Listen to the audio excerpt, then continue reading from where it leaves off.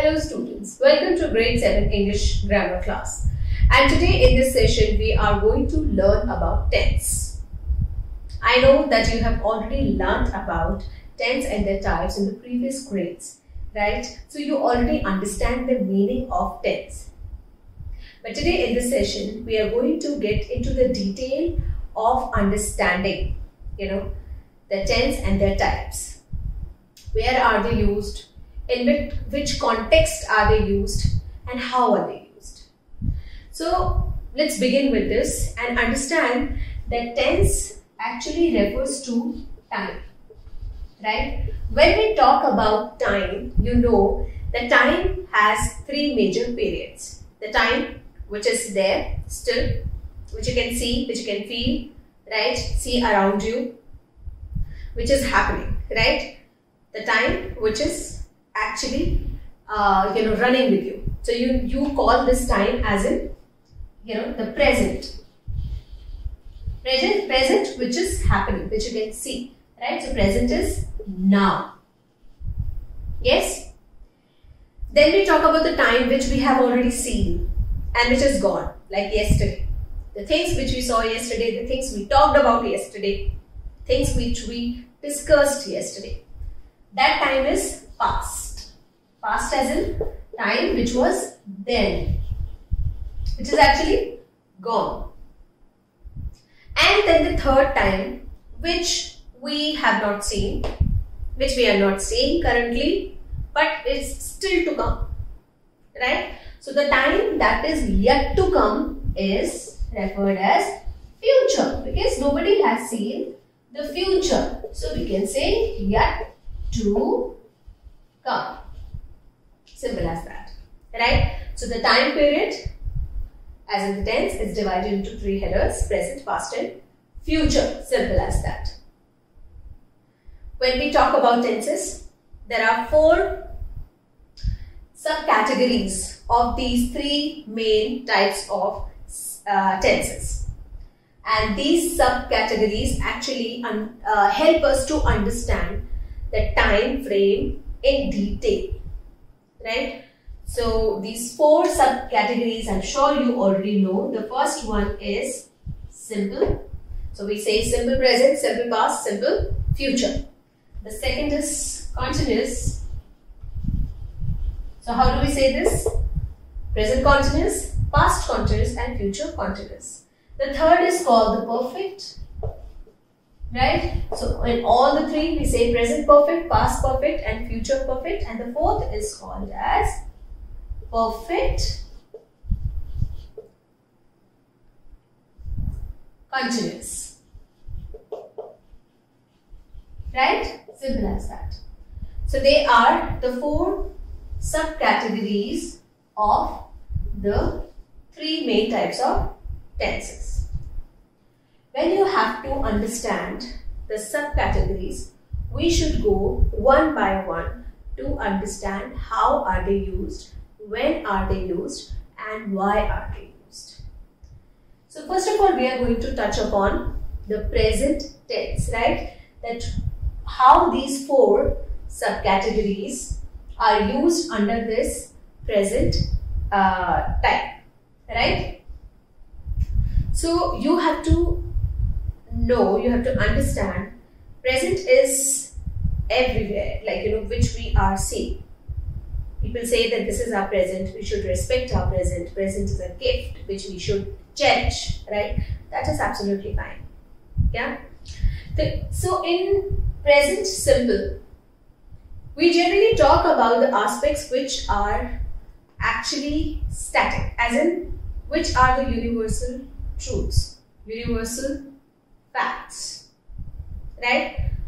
For example, Earth rotates on its own axis. You all know that. This is a universal truth. This is still happening. This has been happening for thousands of years, right? This action is never stopping, right? Hence, the simple present is used when the action remains static. It just continues, right? So even if here we have to refer to continuous and say Earth is rotating on its own axis, that is also absolutely fine.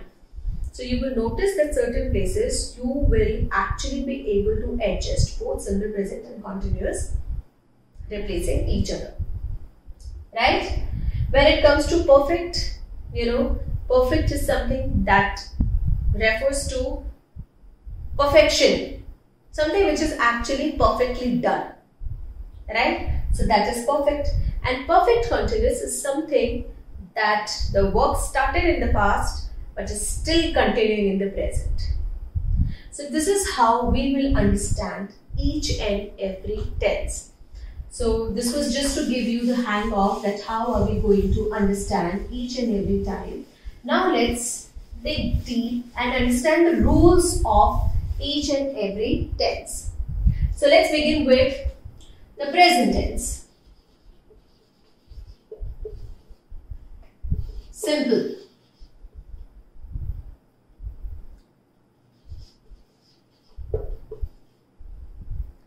It is used when we state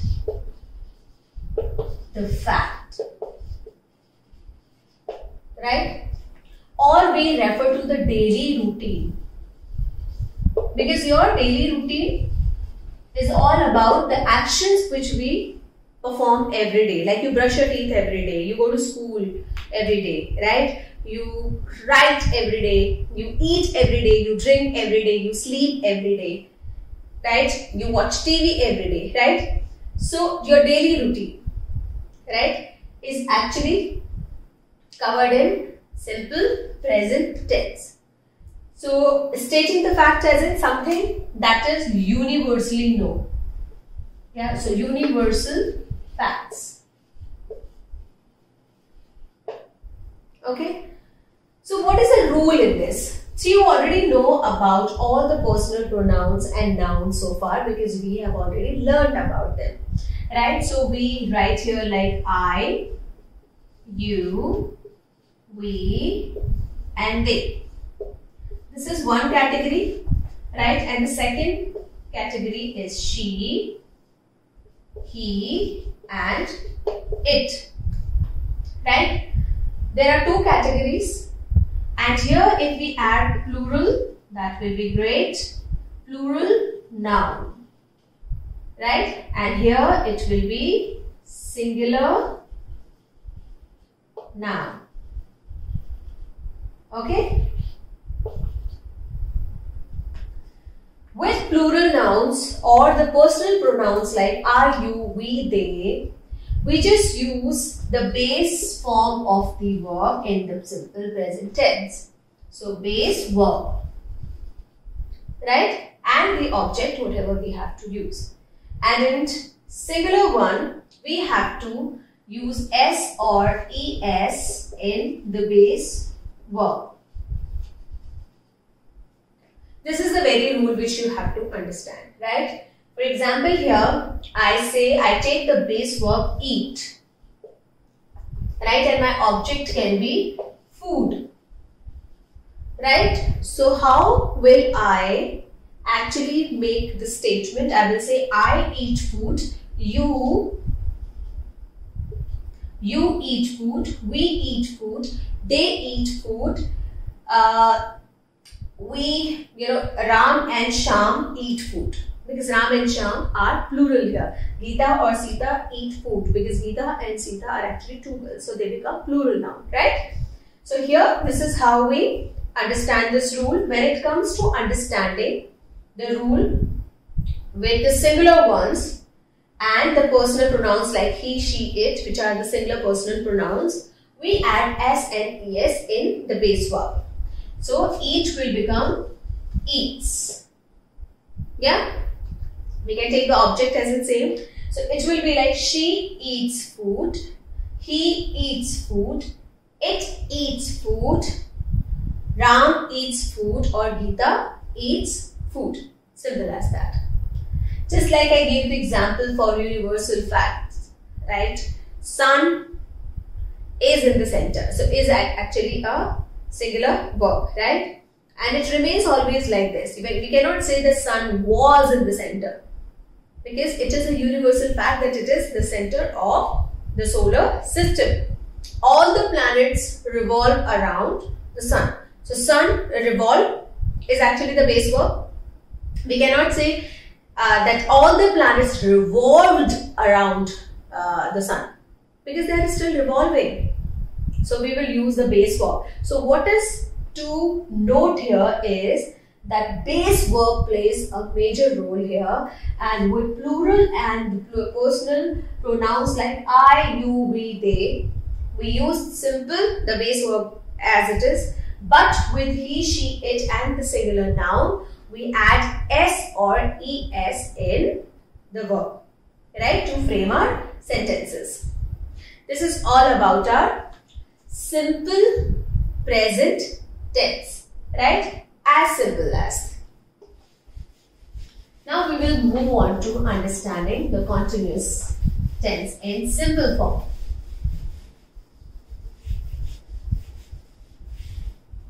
When we talk about continuous, right? What do you notice about this spelling, continuous? Do you actually see continuity or the progress sitting in this, right? And what is the meaning of progress? That the verb or the action which is sitting here in continuous tense is in the progress, right? So if you are listening to me, so what is in the progress? You are listening to me and I am talking. So I am in the progress of talking and you are in the progress of listening, right? So you notice that how I frame the sentences, right? So here with I, personal pronoun for first person, we use am and ing in our base verb. Yeah, root verb or base verb, whatever you want to say, right? With he, she, it and singular noun, we use is, and then ing plus base verb, and with you, we and they and plural nouns, we use are, again ing plus base verb. Okay, now let's understand how. I take a base verb like write. With ing, my write will become writing. When we add ing, that is a suffix, in a base verb, what is the rule? The rule is that we omit. There is an omission of the first syllable, right? E. So this will be replaced with I and then ng, right? So write will become writing. You can take any object here and essay. This is your object. Now let's read it. How will you read it? I am writing an essay. He is writing an essay. She is writing an essay. It is writing an essay. And when you take a singular noun, you take any name, right? Any name like, Mohit, right? So Mohit is writing an essay. Simple as that. When we get on to understanding the use of are as a helping verb, we use personal pronouns like you, we, they and plural nouns. So how will we read it? You are writing an essay. We are writing an essay. They are writing an essay.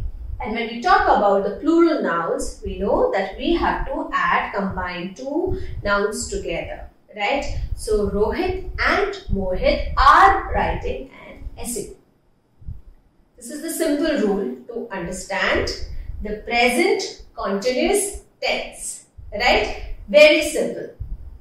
So the work which is actually in progress is shown through the continuous tense, the present continuous tense, because am, is and are also the helping verbs, the verbs of the present time, right? So when ing word is used with am, is or are, they show the present time, right? So they are called present continuous tense. Simple as that. This is all about the subject-verb agreement actually. So when we talk about the subject, our personal pronouns play the major role in understanding the subject. Like personal, first person pronoun is I. And what do we use with I? Am in present continuous, right? Now again we are going to understand it with the subject, right? So what is perfect? We'll take perfect one. As I told you, perfect refers to some work which is perfectly done. Perfect. When somebody says that, I have made the dish, you say perfect, right? I have written a letter of perfect, right? Perfect means done, right? This is how we use this done, which is actually successfully accomplished, completed, right? So this is perfect. Now let's understand the rules. We have to again use the personal pronouns. So with I, you, we and they plus plural nouns, what do? We use have as a helping verb. And here for the verb, like in continuous we were using ing, right? Here we use the participle, past participle form of the verb, right? So we'll write past participle form of verb. So when we talk about past participle form of the verb, you should know that verbs are written in three forms. So if I say eat is the root verb, what is the past tense? Ate. And past participle will be eaten, right? So if I say break, right, that is the root verb. In past it will be written as broke, right? And in your past participle form, it will be written as broken, right? Like make. Make will become in past made, and in your past participle also it will remain made, right? So the third form of verb is actually the past participle form of verb, which is used with the perfect tenses, right? So with I, you, we, they and plural nouns we use have, and with he, she and it we use has, and the singular nouns also we use has. So singular noun, right? Now let's try it. So you can take anything, any verb from here, right, and frame the sentences. So how do we go? We go like I have eaten my food. You have broken the vase. We have made a project, right? They have designed the car. Rohit and Mohit have completed the task for the day, right? So completed is actually the past participle, right? Simple as that. And with he, she, it and singular, we use has. So it goes like this. He has eaten his food. She has broken the vase. It has made it easier, right? Similarly, singular noun as in just one noun, any noun. be it proper or common, you use has plus past participle to show the perfect tense in it. Simple. Right? I hope you have understood this. This has been very easy for you to understand the rules and understand how we use them. Right? What are actually the three types of verbs which are used? And then there are ing form of verbs as well. Fine?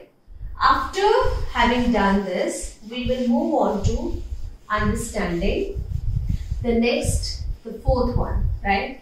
That is actually perfect continuous. Now when you read this name, perfect continuous, you understand perfect means something which is started, right, and perfectly being done. Continuous is something which is actually in progress. So perfect also, and it is in progress as well, right? So how do we treat it? We actually treat it with the help of their helping verbs, which is like for perfect we use has or have, as you learnt just now, and to show the continuity we use been and ing, right? So the rules will remain the same for this, just as the rules were given for perfect tense, right? So for singular nouns and he, she, it, you will have has, been plus ing. And with plural noun and I, you, we and they, you have, been plus ing. Okay? Now you can take any object and try to frame the sentences, right? So singular, right? So Rohit has been working on his project since last Monday. So what did you notice here? We also use the time connectives here. Which are the time connectives here? Since, the way I used here. So if I write the sentence, Rohit has been working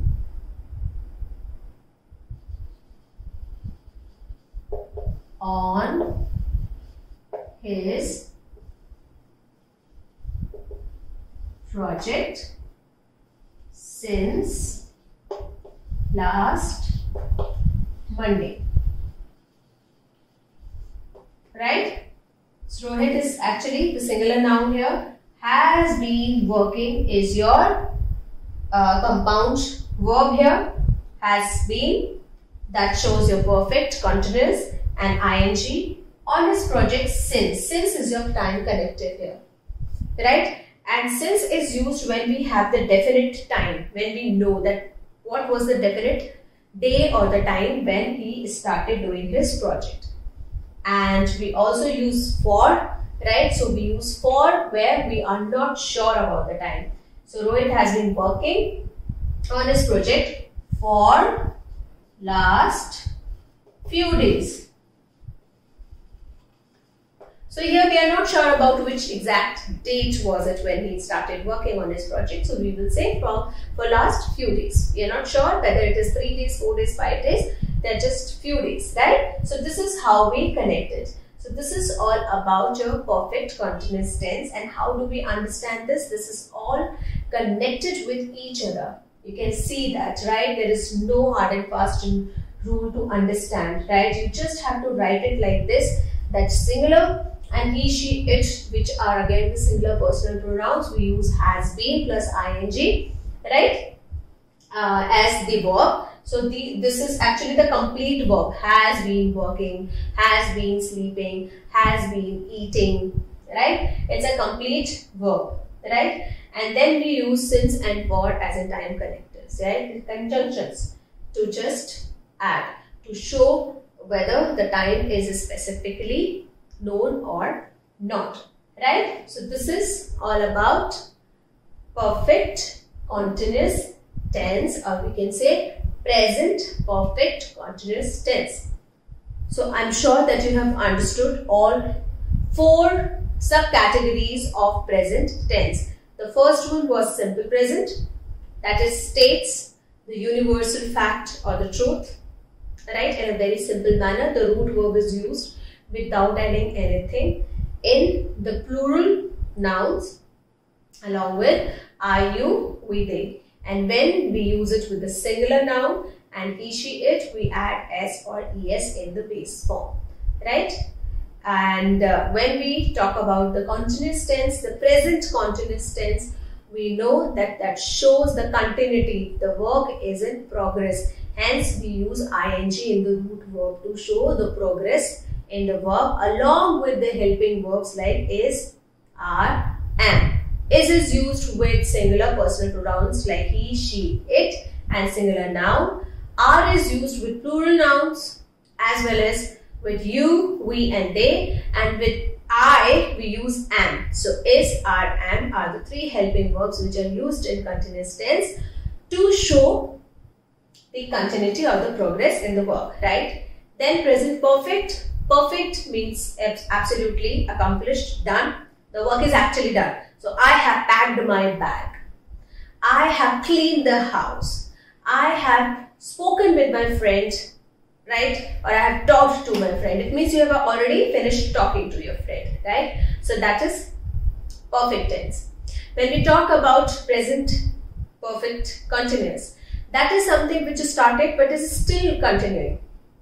It is not done completely and it is not happening right now. So we cannot say continuous tense that she is writing an essay. Probably she started writing an essay last week, right? And it's such a long essay that she is continuing with that, and it is going to take few more days for her to finish. So we can say that she has been working on writing an essay since last few days, right? For last few days. So here time connectors are used. So it shows that the work is started in the past but is still in continuity, right?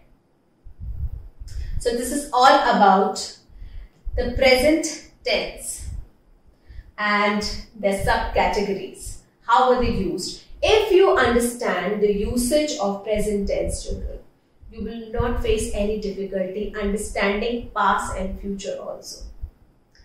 Because all they denote is the time period. So you know that present tense denotes the time period, the time which is actually is visible to us right now, which we can see the things around us, like we are alive, right? That is also present tense, right? And the things which are happening around us. And all the subcategories refer to the present tense when we, talk about them in different we can say in different manner, right? Whether the work is in progress, whether the work, never stops, or the work has been completed, or the work is started in the past and still continuing. So this is all about the present tense today in this session. In our next session, we are going to touch upon the 2 more major tenses to understand their rules and their usage. So keep practicing all the concepts taught and take care. Thank you so much.